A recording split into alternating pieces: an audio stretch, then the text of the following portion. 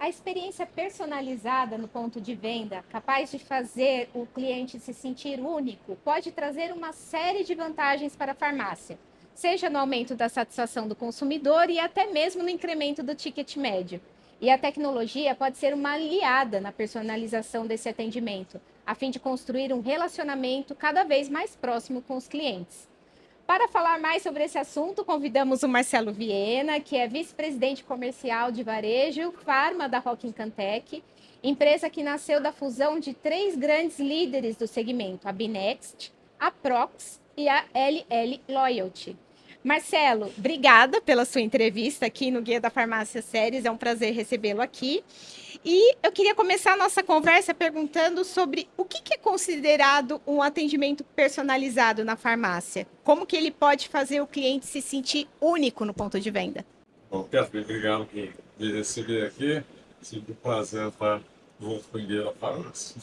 Eu acho que o atendimento único ele começa principalmente no balcão, né? E tem uma coisa fundamental, né? A gente adora ouvir o nosso nome, não é? Então, eu acho que ele começa a gente sabendo quem está entrando na loja e chamando a pessoa pelo nome dela, né? Eu acho que isso começa, talvez seja a coisa mais simples e às vezes a gente acha a mais difícil, É né? o básico Porque bem o feito, né? básico é bem feito. Então, começaria certamente por aí, né? E para alcançar resultados de personalização que vão além do atendimento pessoal, como que a geolocalização tem sido usada de forma estratégica e aliada aí nessa luta para conseguir um cliente cada vez mais próximo do ponto de venda? Certo. Eu acho que historicamente a geolocalização foi usada para dois grandes temas dentro da farmácia. Um, quando você quer definir qual é o seu plano de expansão, para onde eu vou com a minha loja, com a minha marca, né, que regiões que eu consigo colocar uma loja que tenha tamanho que eu busco, o tipo de clientela que eu atendo, né, em função da sua proposta de valor, então quem é esse cliente, e que ele consiga atingir um faturamento mínimo desejado para que torne a farmácia viável. Então, a geolocalização, levando em consideração essa base, e aí voltando no teu primeiro ponto, né? Entendendo quem é o cliente daquela farmácia, ele vai primeiro determinar os vetores de crescimento. Então, desde que municípios, bairros, se a gente for levar, né, para o micro, quais são os bricks, para usar a terminologia da IQVIA, que eu devo colocar a minha loja, em que posição da rua. Então, esse é um dos aspectos da geolocalização.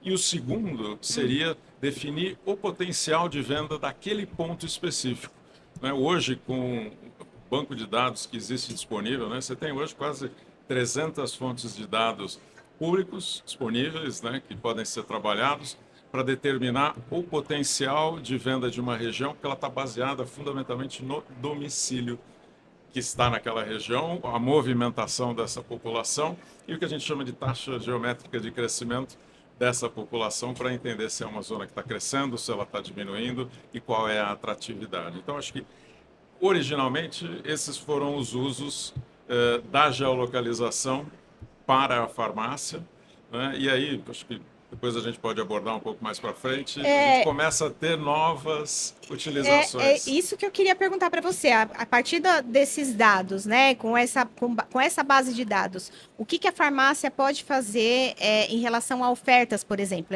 É possível criar um universo de ofertas mais personalizado, mais restrito para um grupo de clientes, por exemplo? Com certeza. E aí a gente volta naquela tua primeira pergunta. Então, como é que eu sei o nome da pessoa, né? Quando eu consigo ter um plano ou ter um programa de fidelização em que eu conheça esses meus clientes, conheça os hábitos de compra, saiba exatamente quando ele vem, que tipo de produto ele procura. E uma vez entendido esse cliente e o porquê que ele está ali na loja, né? Esse cliente é um cliente de produtos de uso contínuo, é um cliente que veio buscar produtos de beleza, é uma mãe com um filho, enfim, que tipo de, a gente vou chamar de missão de compra, né, que ele está buscando, aí eu consigo, de fato, desenhar qual é a melhor oferta relevante para aquele cliente, em função de quem ele é e do que ele está buscando na farmácia. E aí a gente começa a trabalhar a geolocalização para entender se eu de fato estou atingindo todos os clientes da minha base naquela região em que ele atua, né? Hoje, os estudos que a gente faz, a gente sabe que 65% do faturamento vem do entorno da loja, numa distância de até, e a gente mede em minutos de deslocamento, né, e não em distância física, em pessoas que moram em até 5 minutos da loja. 65% do faturamento vem dos clientes que moram até 5 minutos da sua loja. Então, eu de fato estou atendendo esse público que está ali, e aí, juntando a geolocalização com a base do seu CRM, né, que seria o programa de fidelização, aí eu consigo responder essas questões. Agora, falando sobre a questão dos programas de fidelização, até onde eles podem avançar numa farmácia? A gente já vê aqueles programas de fidelização mais clássicos, os mais tradicionais, mas como a tecnologia tem ajudado a esses programas a serem cada vez mais únicos, mais personalizados para umas determinadas demandas? O que a gente tem hoje é um poder computacional muito maior do que no passado, então a gente consegue processar muito mais dados, correlacionar esses dados. Com o avanço da inteligência artificial, a gente tem hoje algoritmos, motores que aprendem e evoluem para entender esse cliente, e a gente consegue dar respostas mais rápidas e mais relevantes para aquele cliente. E uma outra coisa importante, eu consigo saber se esse cliente está no ambiente físico, se ele está no ambiente digital, e trabalhar essas duas pontes como se fossem uma coisa só. Então, é isso que é o conceito do que hoje a gente chama de omnicanalidade, né? E eles se tornaram menos burocráticos também ao longo do tempo? Eu acho que porque o programa de fidelidade, a gente sabe que ele traz alguns entraves que às vezes para participar, o cliente tem aquela falta de tempo, de preencher um cadastro. Isso tudo está sendo simplificado ao longo do tempo? Ah, sem dúvida nenhuma, né? Eu acho que não só porque hoje a gente consegue ler não só texto, voz, e isso vai evoluir cada vez mais para que a gente faça uma interação com o programa de forma natural, de forma simplificada e, de novo, a gente podendo lidar com um volume de dados muito maiores, conseguindo devolver realmente algo que seja relevante para o cliente, né? Porque não adianta eu entregar alguma coisa que o cliente não compra ou não tem interesse, né?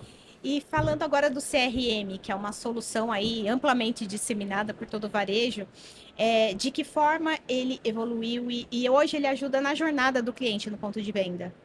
Eu acho que ele partiu de ser algo mais simples para entender quem era a pessoa, que tipo de promoção que interessava ou que tipo de produto, para entender a jornada como um todo.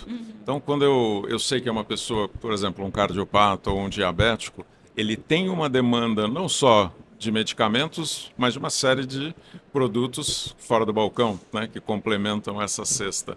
Então, o CRM ajuda a melhorar meu sortimento na loja, a entregar uma precificação mais adequada e relevante para aquele cliente específico, a olhar para a indústria e trazer, de fato, promoções, ativações que façam sentido para crescer as categorias.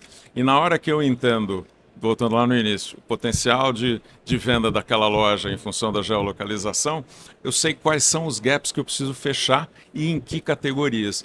Então facilita a vida com a indústria, facilita a vida no fim do dia com o próprio cliente final, com o consumidor, porque a gente passa a ser relevante no dia a dia dessa pessoa, trazendo o que é importante para ele de forma simples, de forma que não atrapalhe esse cliente, não seja invasiva no dia a dia, né? O lembrete dos medicamentos, então acho que ele tem um papel fundamental para a continuidade dos tratamentos, que eu acho que hoje é um dos maiores desafios que a gente tem no Brasil, né, na saúde. Então acho que esse passa a ser um papel importante dos programas de fidelização, né, ou CRM, e a gente entender que tem gente que é mais sensível a desconto, tem gente que gosta mais de reconhecimento, quer dizer, nem tudo é desconto.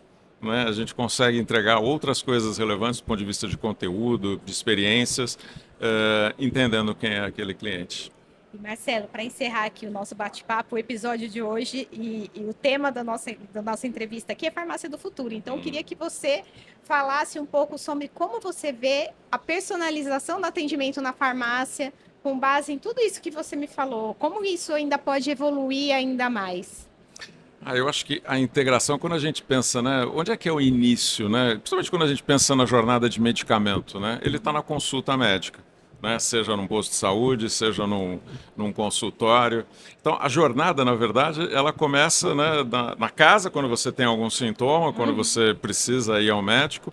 Na hora que você chega ali no médico, você recebe uma prescrição. Então, quando eu enxergo a farmácia do futuro, eu enxergo essa conexão na origem. Então, ou seja, o mundo ideal é você já sair da sua consulta chegando em casa com seu medicamento te esperando em casa. E que a farmácia se torne cada vez mais um ambiente de experiência, onde você vai testar novos produtos, você vai conhecer sobre tratamentos, aprender mais do que você pode sobre determinados produtos ou categorias.